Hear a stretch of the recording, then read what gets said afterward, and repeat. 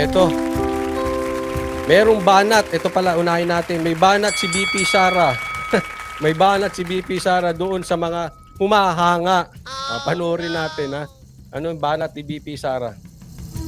Crush? Ayan. Bakit crush ang tawag kay crush? Oh. Ano masasabi? Ha? Maligayang araw ng puso, BP Sara. Oh, ano masasabi Ang mo? tawag sa tao na gusto mo dahil he will crush your heart and break your heart. Kaya wag mo na lang lapitan. Happy Valentine's Day sa inyo lahat. Ulitin natin. Kaya crush ang tawag sa tao na gusto mo dahil he will crush your heart. Ako.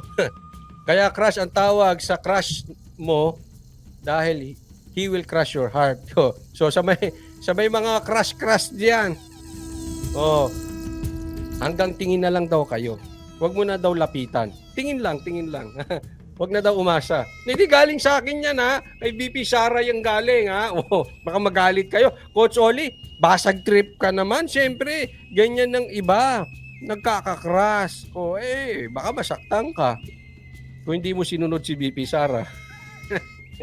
Oh. And break your heart. Kaya wag mo na lang lapitan. Huwag mo na lapitan. Tingnan mo lang. Tingin-tingin lang. Huwag mo lapitan, no touch. Para hindi ka masaktan. Kasi pagka nilapitan mo, tas nahawakan mo pa, delikado.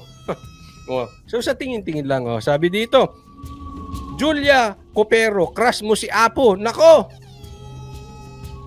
Hindi, may nagsabi sa akin yan. Ha? Coach Oli may nag-message. Coach Oli, hindi kaya sila? Sabi ko, grabe ka naman mag-isip. Hindi naman siguro. Bakit ano? Ayaw maghiwalay. Natural. Presidente, Vice President yun eh. Unity team sila. Ewan ko ha. Hindi ko, wala akong alam dyan.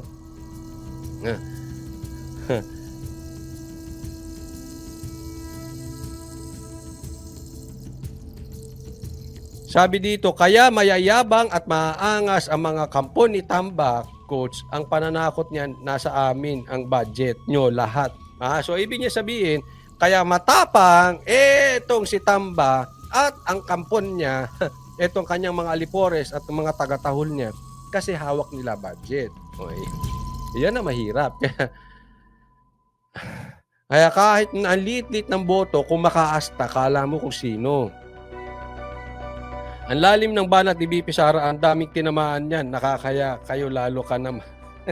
Tinamaan. Sino may mga crush? Sino kaya may crush dito kay Sara at pinapatamaan niya? Wag mo nang lapitan. Sige nga, BP Sara, pakibulong. Sino ba may crush sa'yo? Naku, baka may magselos. Naku, delikado, majojombag. Happy Valentine's Day sa inyo lahat. Happy Puso Day sa inyo lahat. Next tayo. Pag-good vibes yan, ha? Ito rin, pag-good vibes, ha?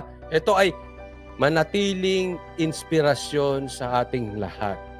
Ha? Alagaan natin ang ating kalusugan at ang ating stress ay babaan, ha? Inspirasyon po ito. Ayan po, pakita po natin si Abraham. Si Abraham. Kay si Pangulong Bongbong Marcos kay Chief Presidential Legal Counsel Juan Ponce Enrile. Happy birthday! Enrile, grabe, 100 years old na. Wow. Ayun. Para sa ika-100 kaarawan nito, may pinasalamatan naman si Enrile sa kanyang tugon sa Pangulo. At nakatutok sa Mariz Umali. Grabe, no? Malakas pa siya, Matulin-tulin pa siya lumakad, di ba? For 100-year-old. Kasi na-experience ko yan, Hindi ako, Wala pa akong experience. Kasi yung lolo ko, o tawagin naming Lelong, kasi Ilocano po yung father side ko, Yung tatay nung daddy ko, Lelong tawag namin. Almost, I think 97 siya. Muntik siyang maging 100. Sayang nga, inaabangan nung nagbabantay sa kanya yung 100,000 pesos. Sabi nila sa kanila daw yun. Pero hindi na umabot, no? Alam mo, malakas pa ito talaga si Enrile. Sa akin lang, kung ako yan, sabi ko nga matindi na lang kaya ito magpahinga, namumuliti ka pa, no? Pero alam nyo, sa isang banda, siguro yun ang nagiging inspirasyon niya. Yun ang naging buhay niya, naalala nyo? Since 1986, patungtong-tungtong pa yan sa tangke, nakipaglaban eh. Ha? Kaaway ito ng mga Marcos. Ito ang nagpabagsak sa iyo, Marcos, sa tatay mo. Pero ngayon, balimbing na. But anyway, wag natin basagin ng kanyang trip. Birthday niya, congratulations, happy birthday sa'yo, Manong Enrile. Enjoy mo yan, pagpapala yan. Kaya naman siguro tumagal yan dahil sharp pa rin nagtatrabaho. Minsan ganun, di ba? Minsan gusto natin pagretiro ang tao para magpahinga, pahinga ka na. Tama naman yun sa isang banda, pero wag totally retiro. Kasi lalong nanghihina yung tao eh. Eto kaya sharp pa rin kasi nagagamit yung utak. Gumagalaw pa rin.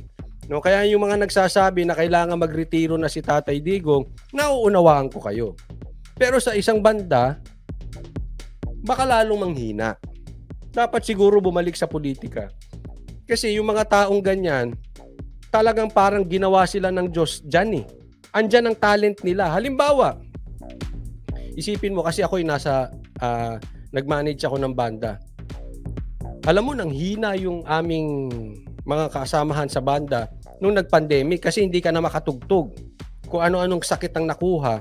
'Di ba? Ganun yun eh. Kung hindi mo nagagawa yung pinaka-purpose mo, lalo kang nanghihina. Ay ba? Baka mamaya dyan humuhugot ng lakas si Manong Enrile. Baka ganyan din ang mangyari kay Tatay Digong. Sana umabot din si Tatay Digong sa 100 years old. Oh. Pero ako tingin ko lang sana magpatuloy manilbihan, tumakbo sa 2025 si Tatay Digong. Kasi baka nga, alam mo na,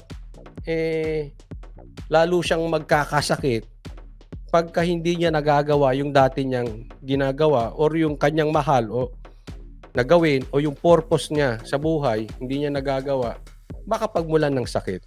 No? Sama ni Pangulong Bongbong Marcos sa Malacanang nagdiwang ng kanyang ika-100 kaarawan si Chief Presidential Legal Counsel Juan Ponce Enrile. Sa Malacanang yan, no?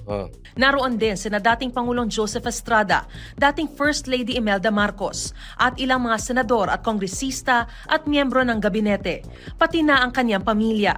Mismo si Pangulong Marcos ang nanguna sa pagbati at pagbibigay pugay kay Enrile. Smart as you, as clever as you, at 100 years old, and as active as you are at 100 years old, continuing to provide service to your country, continuing to give good advice, continuing to guide the way that the Philippines can go. Matatanda naging Defense Minister si Enrile ng ama ni Marcos. Defense Minister, yan nga yung unang bumaliktad, silang dalawa ni Ramos. Naalala ko yan.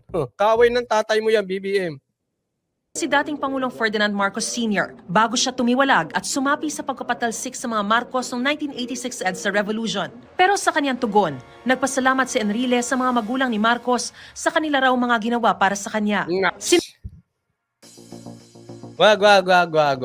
Coach Oli birthday, wag na natin basagin. Hindi. Saka natin i-discuss yung pagkabalimbing niya. At ngayon, congratulations, happy birthday sa'yo. Ang sanang wish ko, magkaroon ka pa ng maraming birthdays, manatili kang healthy. At ako naman, ang wish ko sa taong bayan, sana abutin din si Tatay Digong ng ganito. Kailangan natin si Tatay Digong. Palakas ka po, Tatay Digong. Eat healthy.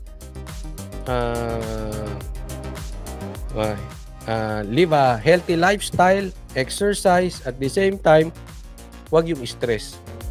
No? Pero alam mo dyan, ata sila namamayagpag sa stress. Sanay sila dyan eh. Sinabi pa niya pinakamasayang bahagi raw ng kanyang buhay ang paglilingkod noon sa administrasyon ng nakatatandang Marcos. Bilis pa rin siya lumakad for 100-year-old. Yan ang nagpabagsak sa tatay ni Marcos. Totoo naman eh. May paparty si Enrile sa Malacanang. Nako, pera na naman ng taong bayan yan. Ay, nako, yan hindi natin alam. Sabi ni Jeb Rivera. Posible yan.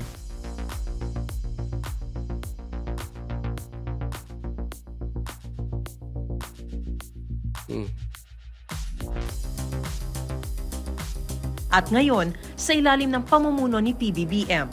Sa kaniyang ika-100 kaarawan, ginawaran ni Pangulong Bongbong Marcos si JPE ng Presidential Letter of Felicitation. At alinsunod naman sa Centenarian Act, makatatanggap din siya ng 100,000 pesos cash gift mula sa pamahalaan. Para sa GMA Integrated News, Mariz Umali. 100 pesos cash gift sa pamahalaan. Binibigay naman ata yan sa lahat ng ano. Dati na yan programa. Yung mga abot ng 100 years old.